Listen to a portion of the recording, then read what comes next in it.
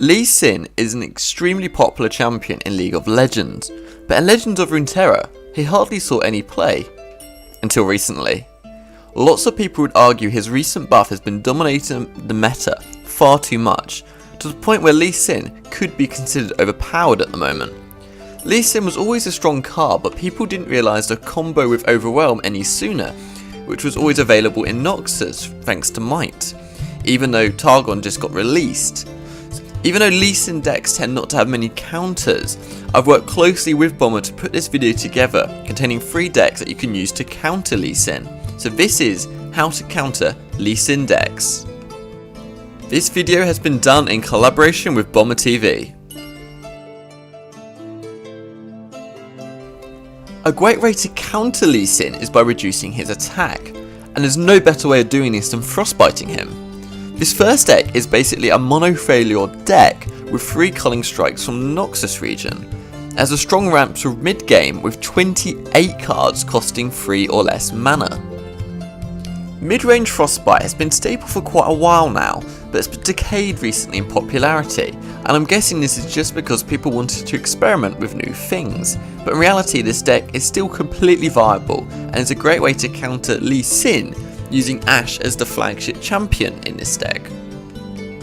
If you frostbite Lee Sin when he's trying to challenge and remove one of your units on his level 1 card, or when he's casting Dragon's Fury on his leveled up card, frostbiting him makes him completely useless. You can remove him using Culling Strike on his base form, so do this immediately and don't give him the chance to buff up with gems. Also watch out for Bastion and Pale Cascade, as obviously this will potentially counter Culling Strike on his base form.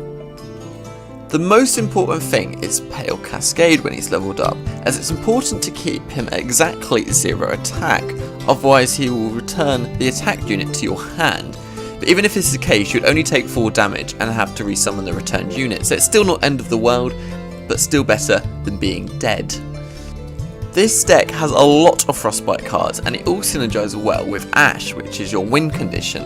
However, she doesn't really have any counters to him directly, as she frostbite when she attacks, whilst you want to actually frostbite Lee Sin when he's attacking. So this is where harsh winds and flash freeze are perfect. Overall this deck is very strong, and it always has been, but it's very nice to see the revival of this archetype to counter an oppressing combo Lee Sin meta. On a similar note, we have a variation of the decks with Ashe and Frostbite, but this time it features the Shadow Isles with Thresh. This deck is mainly a control one, with a total of 19 spells designed to wipe and freeze the board. As before, you want to Frostbite Lee Sin whilst he's challenging, in particular once he's leveled up and casting Dragon's Fury. Another way to counter him directly is simply by removing him thanks to Vengeance and Ruination. But watch out for Bastion, as this can be devastating for the spell shield, so try to remove him when your opponent is tapped out of mana.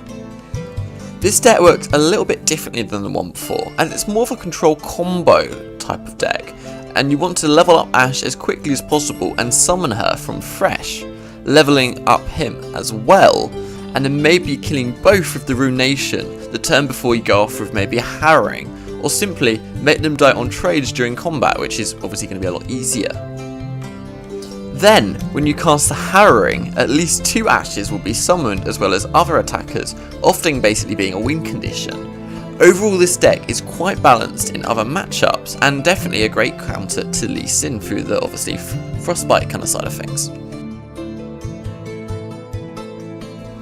This third deck is completely different from the other ones, and another way you can counter Lee Sin is simply by overwhelming him with pressure. And if it does not work, then you can try challenging him with basically challenger units and strikes. As a result, this deck features cards from Demacia and Iona, and has a very strong ramp to mid game with a crazy 12 cards costing 4 mana. Challenging and strikes are what Shen and Fiora excel at. So these are the champions that feature in this deck, which has obviously a lot of challenges in.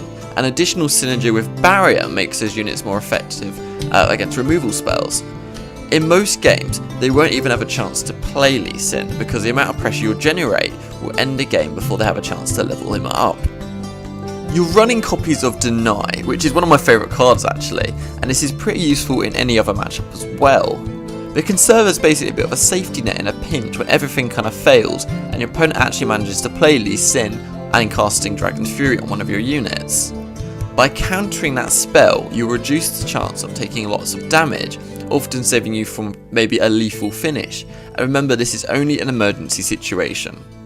Overall, this is a pretty solid deck on its own which can exceptionally counter Lee Sin. Well, there you go guys, I hope you like this slightly shorter deck counter video. This is the second time I've actually done a counter video, the last one was Aurelion Sol. So do you like this style of content? If so, please let me know in the comments. What deck do you have that's best at countering Lee Sin? Or are you simply embracing him and using him before he potentially gets nerfed? Thanks guys, please like and subscribe and I'll see you next time.